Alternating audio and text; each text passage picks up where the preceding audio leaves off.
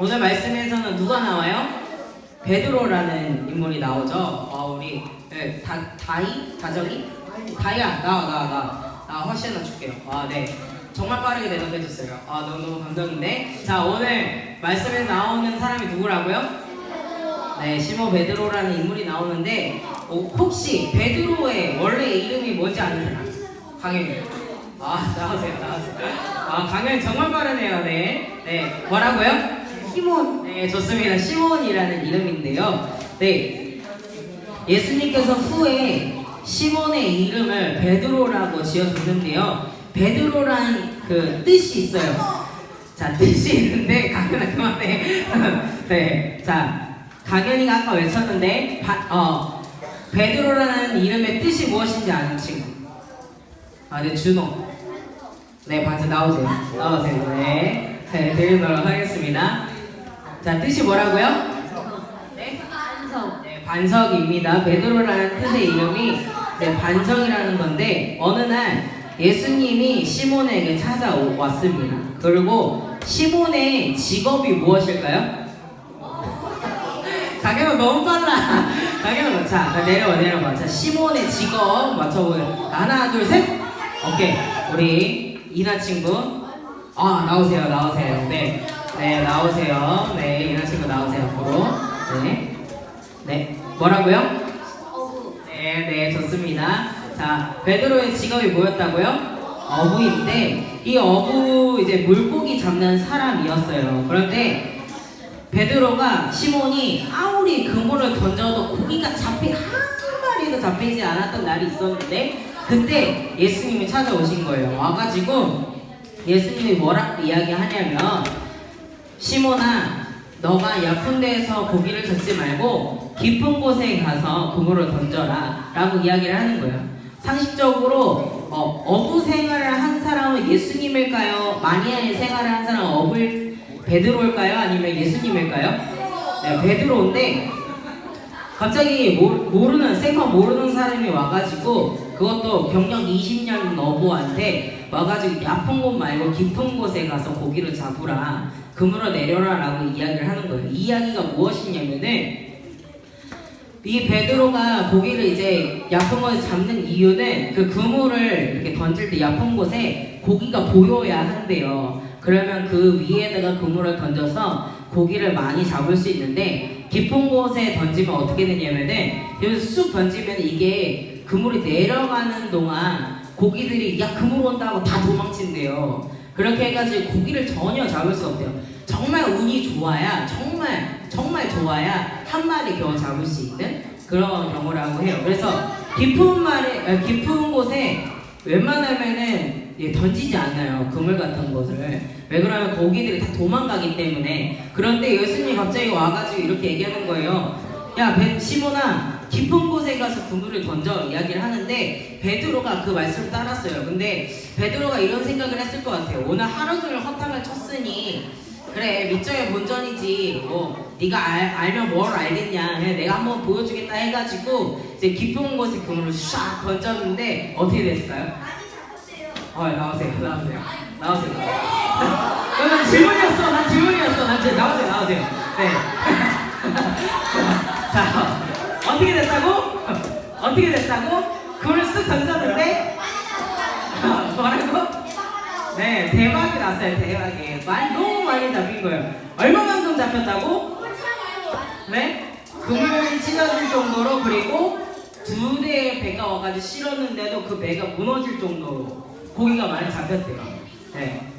그리고 그 이후로 베드로가 이렇게 고백을 하는 거예요. 예수님 앞에.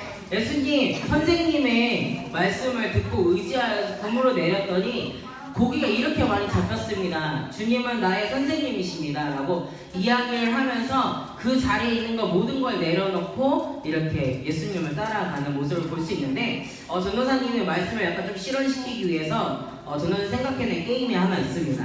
전도사님을 따라서 2명의 친구만 나와주면 될 것 같은데 혹시 2명 친구만 도와주면 전도사님 뭘 가지고 왔냐면은 별거는 아니고 이런 것밖에 안 가지고 왔어요.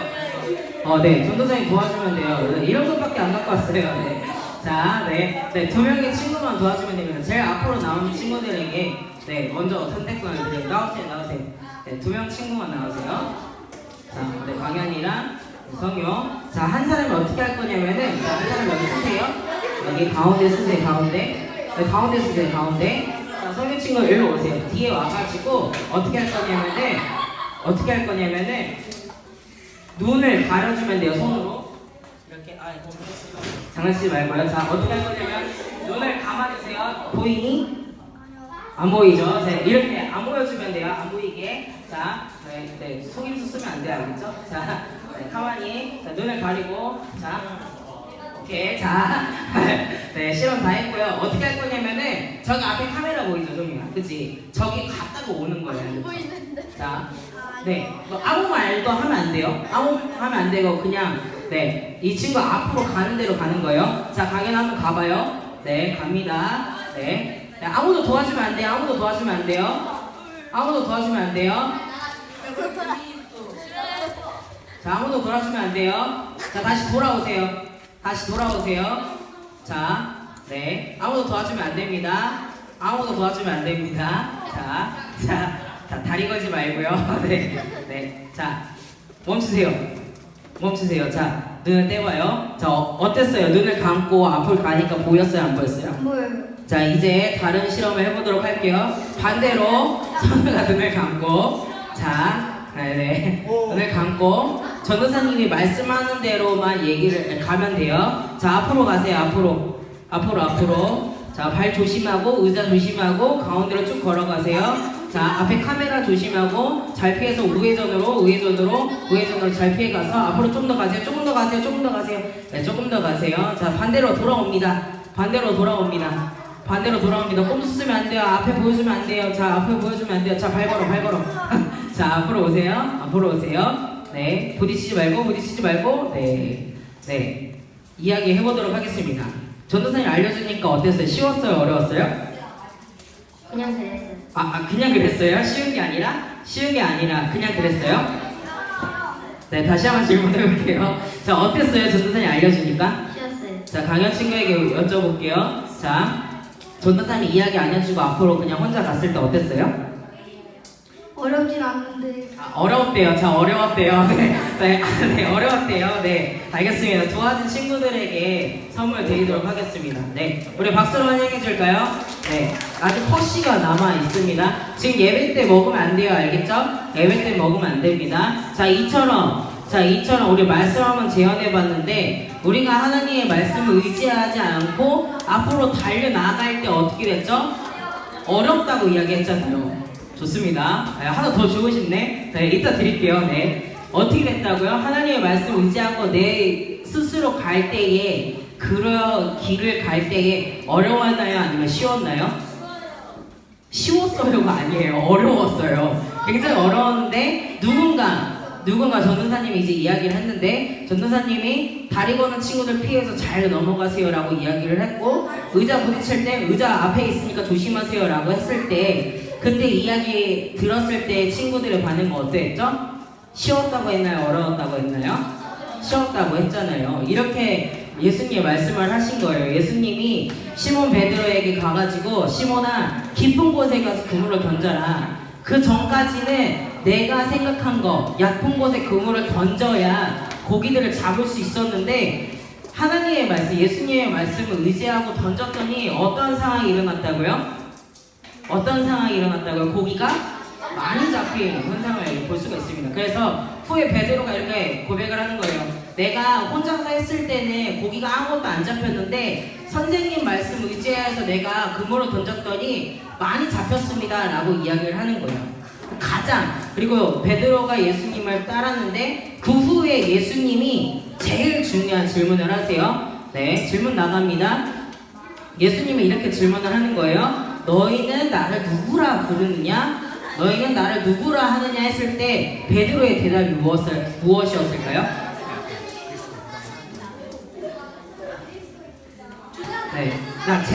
네, 제대로 말씀하는 친구들에게 선물 드리도록 하겠습니다. 마태복음 16장 말씀이 나와 있어요. 네, 아까 읽었던. 네. 아니에요. 정확하게 얘기해 주셔야 돼요. 오케이, 연습.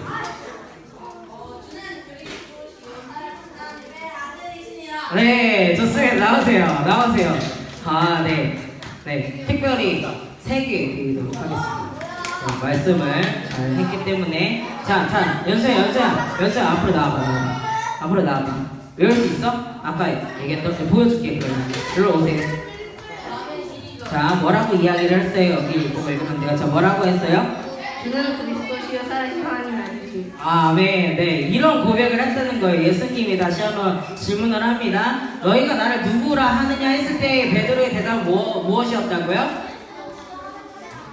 네, 주는 그리스도시요 살아계신 하나님의 아들이다 라고 이야기를 했는 거예요. 그러자 예수님이 너무 기뻐하셨어요. 너무 얼마나 기뻐했냐면 전도사님이 피자나 탕수육 먹을 때만큼 기뻐했대요. 굉장히 아주 맛있는 걸 먹을 때 우리 기분 좋잖아요.